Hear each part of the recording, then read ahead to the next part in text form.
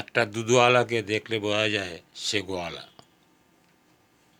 একটা কয়লাওয়ালাকে দেখলে বোঝা যায় যে কয়লাওয়ালা,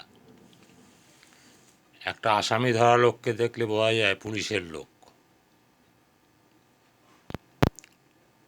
একটা ছাত্র পড়ানো লোককে দেখলে বোঝা যায় ইনি মাস্টার। এরকম সবাইকে দেখলে বোঝা যায়। এদের সাজতে হয় না, সাজতে হয় না। আর নেটওয়ার্কার দেখলে বোঝা যায় না যে কে নেটওয়ার্কার। নেটওয়ার্ককে তৈরি করতে হয়, ঘাত প্রতিঘাতের মধ্যে তৈরি হতে হয়।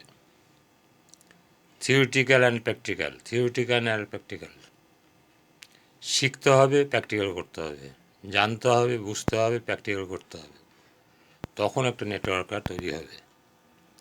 তাহলে সাজলে হবে না, প্র্যাকটিক্যাল করে তৈরি হতে হবে।